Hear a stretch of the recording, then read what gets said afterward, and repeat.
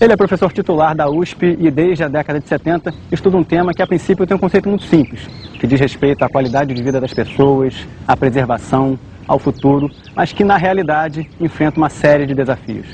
Desafios criados pela própria sociedade, que muitas vezes tem dificuldade de mudar de comportamento, e também desafios que envolvem interesses econômicos e decisões políticas. Esse tema é o desenvolvimento sustentável e o convidado do Sala de Notícias Entrevista de hoje é o professor José Eli da Veiga.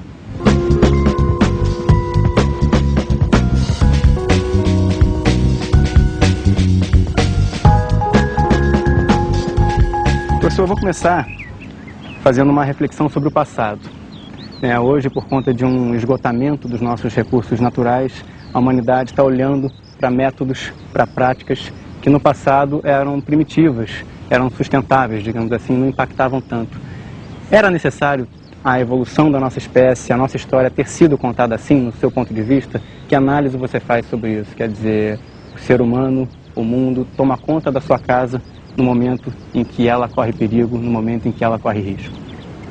Eu acho que não vale a pena saber se podia ser diferente, porque isso é um raciocínio que nós não temos condição de... O fato é que quando a humanidade descobriu o potencial que tinha o uso dos recursos fósseis, principalmente o petróleo, mas também o carvão antes, o gás, isso fez com que o chamado progresso desse um salto tão importante, o segundo da história, na verdade, porque antes dele a única coisa comparável foi o surgimento da agricultura, 10 mil anos antes, isso permitiu uma melhora tão importante quando a gente fala qualidade de vida, vamos falar uma coisa mais simples, do conforto.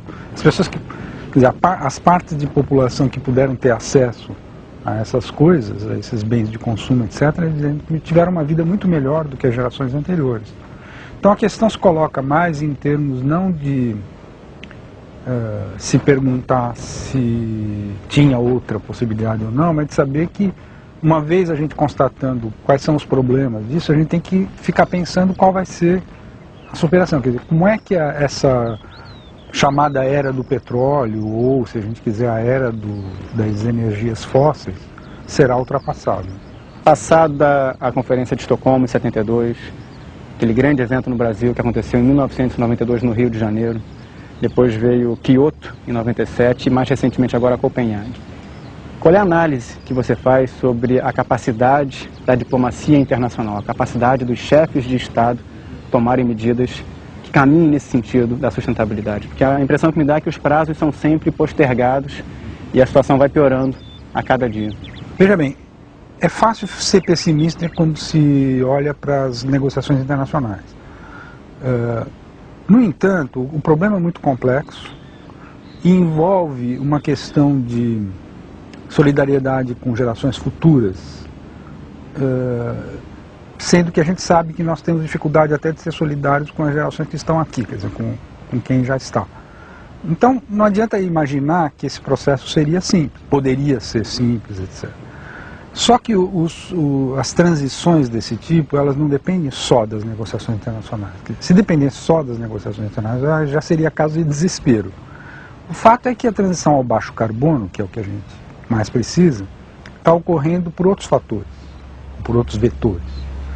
Um deles é pela questão da segurança energética, quer dizer, por exemplo, a intensidade de carbono, que a gente considera o que é intensidade de carbono, é a quantidade de carbono emitido por unidade de produto. É uma relação entre essas duas coisas. Ela vem caindo muito desde o início dos anos 70, porque quando teve a primeira crise do petróleo, vários países tomaram medidas muito sérias, não por razões do aquecimento global, que na época sequer era discutido internacionalmente, era um assunto tratado só por um grupo de cientistas nos anos 70. Mas por razões da segurança energética, tiveram que investir muito em eficiência energética, tiveram que mudar suas fontes para não ficar tão dependentes do petróleo que está muito concentrado no Oriente Médio, e assim por diante. E um outro fator mais recente é que a transição ao baixo carbono não é necessariamente um sacrifício, ela continua ainda sendo vista como uma coisa assim, nós vamos ter que dificultar o crescimento do país, ou vai diminuir a possibilidade de permitir o acesso, ou reduzir a pobreza, ou aumentar o emprego, não sei o quê. Visto por esse prisma, é muito difícil de encarar. No entanto, na verdade, a transição ao baixo carbono vai ser uma fonte de oportunidades de negócio, de novos mercados, e provavelmente vai marcar a próxima etapa do desenvolvimento capitalista. Então, os empresários que já perceberam isso, eles estão ao contrário, numa tremenda corrida tecnológica, porque como nós não conhecemos ainda as soluções tecnológicas que vão de fato resolver o problema e permitir essa transição ao baixo carbono, elas ainda não são conhecidas. Então, quem sair na frente vai levar muita vantagem. Nesse sentido é que o Brasil coloca um problema muito sério, que menos no sentido das suas posições no cenário internacional, que recentemente até evoluíram positivamente, mas mais no fato que nós não estamos investindo em ciência, tecnologia e inovação no Brasil, nessa perspectiva, até porque no nosso caso tem uma questão que nos leva a um certo comodismo. É que embora o Brasil seja um grande emissor, ele é emissor por questões pré-industriais. Primeiro, por causa do desmatamento e das queimadas na Amazônia, no Cerrado e em outros biomas. Mas também, e agora é o segundo lugar, as emissões de metano da pecuária. Não é? Quando você olha para o resto, que é para os outros países é o principal problema, é o setor industrial, transportes, etc., nós somos relativamente limpos, né? Muito mais limpos que qualquer outro país, outra economia comparável. Por quê? Primeiro que toda a eletricidade até hoje pode ser fornecida basicamente por hidrelétricas, e também porque a gente desenvolveu o etanol. Mesmo a matriz energética sendo considerada limpa, você citou agora há pouco a questão das energias renováveis, né? A eólica no caso, talvez, a solar. A gente tem grandes investimentos no país, né? Do ponto de vista de matriz energética, que é a usina de Belo Monte e as usinas de Rondônia, de Santo Antônio geral.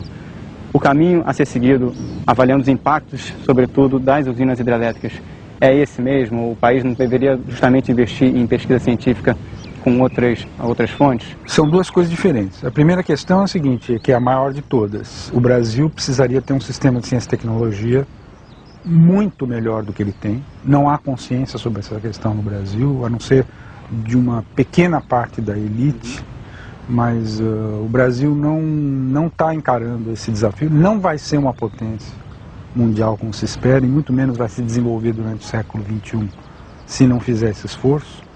E evidentemente que uma das questões centrais desse sistema de ciência e tecnologia seria essa transição para as energias renováveis, que envolve solar e eólica, que mal ou bem estão engatinhando, mas tem várias outras fontes de energias renováveis que estão sequer começando a ser exploradas. Por exemplo, oceânica, o aproveitamento das correntes, das marés, ou mesmo geotérmica, e assim por diante. A outra questão, que não é absolutamente relacionada, é o seguinte: como encarar o problema do potencial hidrelétrico que a gente ainda tem, e que é também uma vantagem que a gente leva sobre outros países que não têm mais, já exploraram todo o potencial hidrelétrico que eles têm, só que o grosso desse potencial está na Amazônia, e a gente precisa ao mesmo tempo conservar a Amazônia.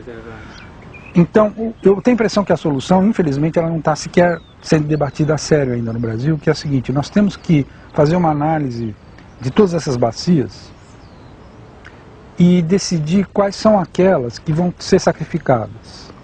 Nessas vai ter que ter transparência, debate, os estudos de impacto ambiental vão ter que ser bem feitos. São coisas que não estão acontecendo. Por exemplo, Belo Monte, do meu ponto de vista, desse ponto de vista, da maneira como foi encaminhado, é uma tragédia. Se você fizesse um planejamento global, você poderia dizer: algumas bacias serão preservadas e outras serão sacrificadas, e por serem sacrificadas, então nós vamos discutir mais uma questão de compensação, de como é que os impactos negativos serão compensados. Quando você percebe uma empresa fazendo alguma coisa muito errada, é melhor, em vez de xingá-la, de pensar: bom, quem são os clientes? Quem que está... Quer dizer, no fundo é o seguinte: se nós não fôssemos tão coniventes com as coisas erradas que as empresas fazem, ela já teria evoluído muito mais.